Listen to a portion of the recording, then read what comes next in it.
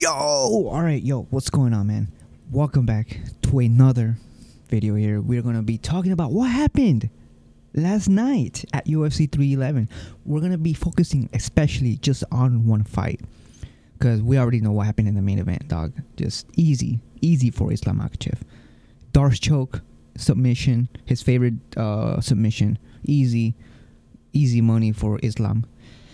It just was bound to happen, bro. Islam is just in another stratosphere when it comes to skills and just overall fighter to Renato Moicano, man. As soon as they announced the change, I lost interest in the main event right away. I'm like, dude, it's no way.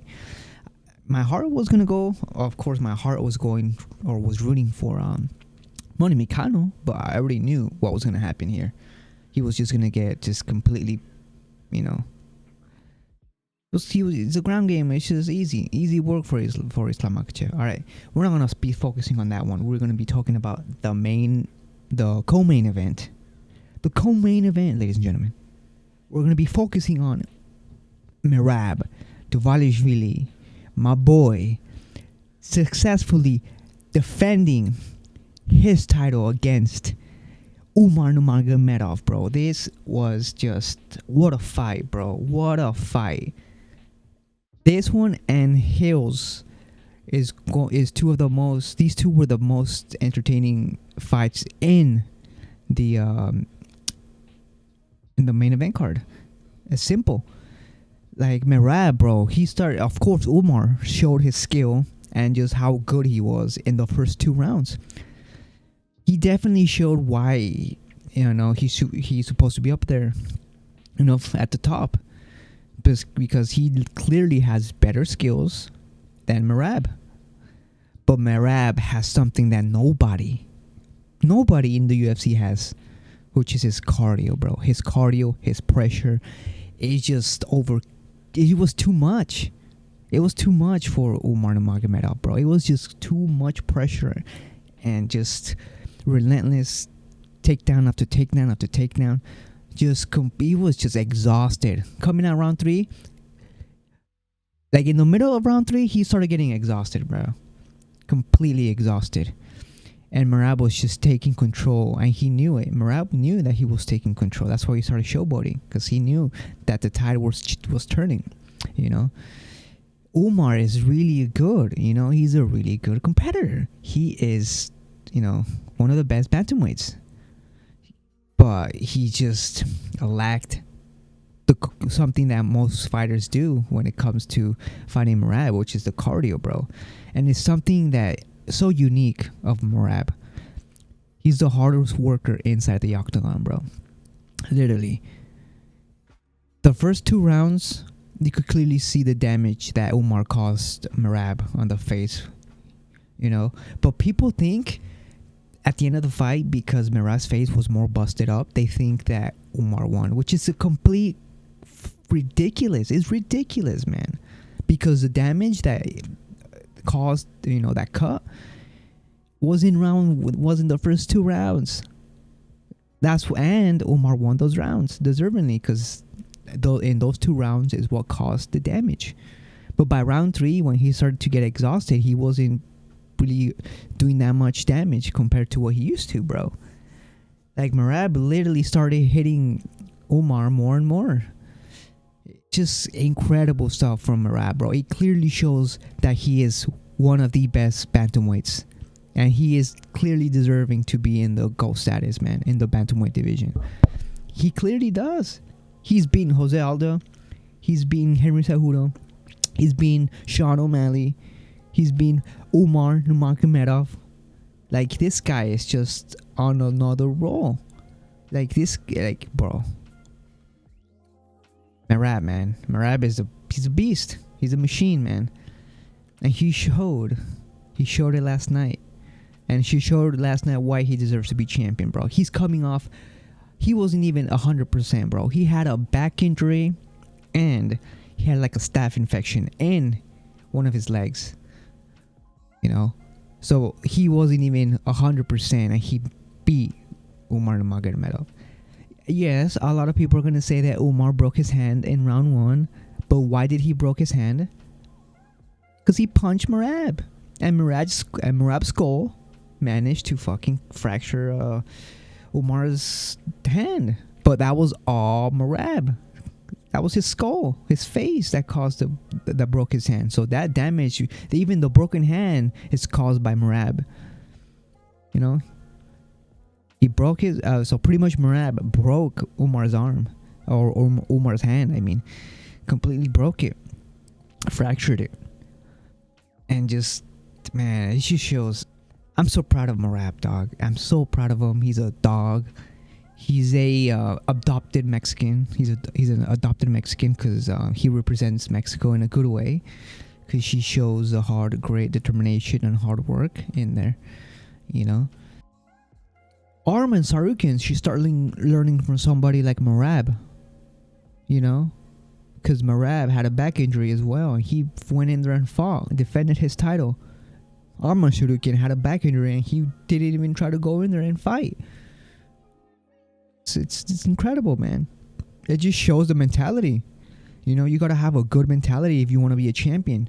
You gotta have the championship mentality anywhere, anytime, don't matter what. And that's what Merab is showing. That's why he's a champion. That's why you could have all the skills that you want, but if you don't have this other part in your game, which is hard work, determination, and what Merab has, you're not gonna make it, dog. You gotta have both.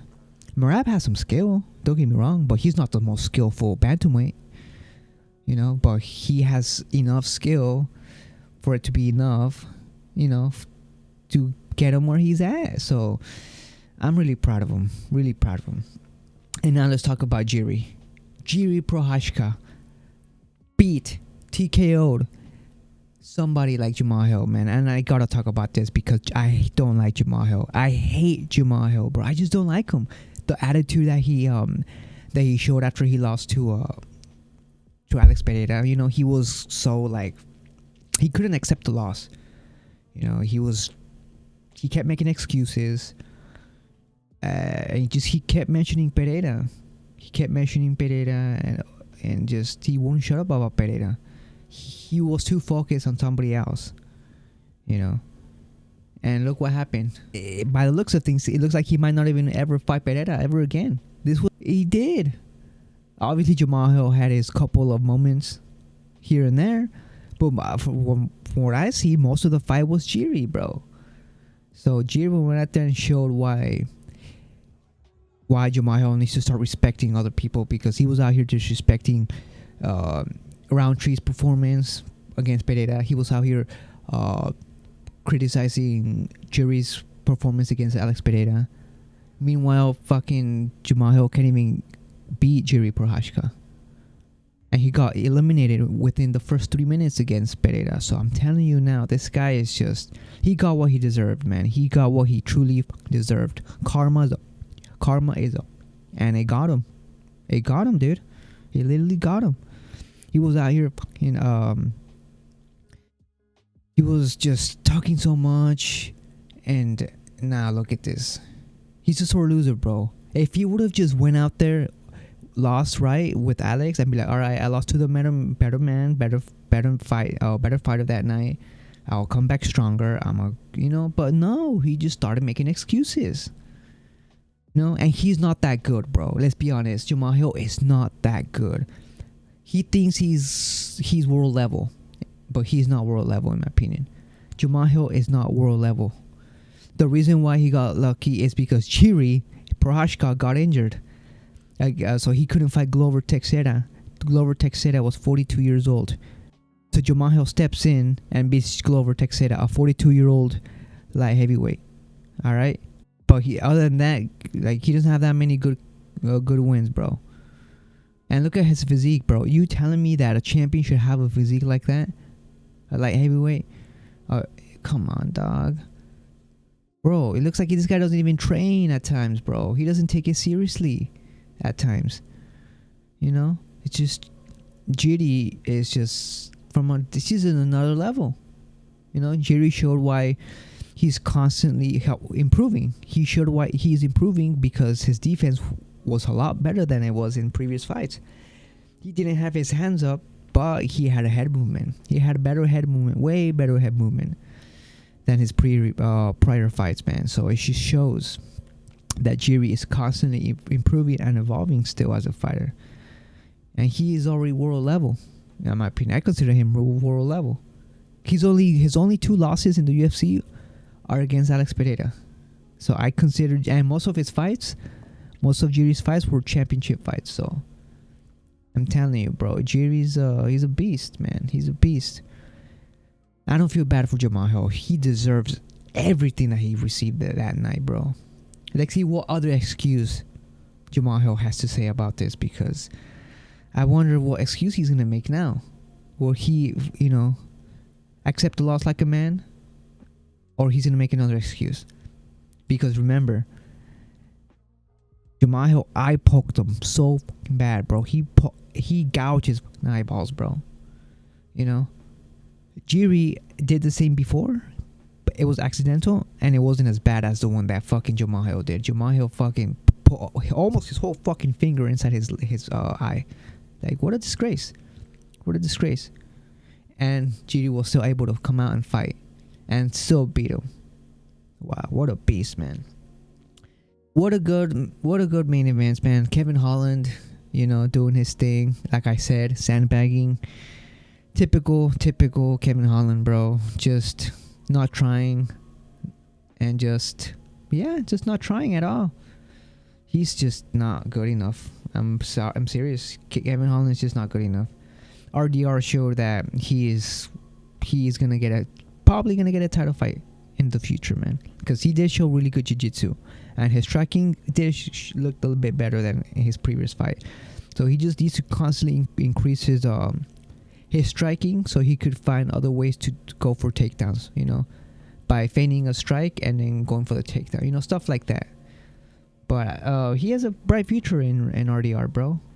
If he becomes a champion in the UFC, that'll be crazy, because he'll be, I think, one of the few that has been a champion in 2 different organizations. So yeah, man, thank you guys for watching, and let me know, guys, what you thought about this main event, the fight, the UFC 311 in general. Some good fights in there.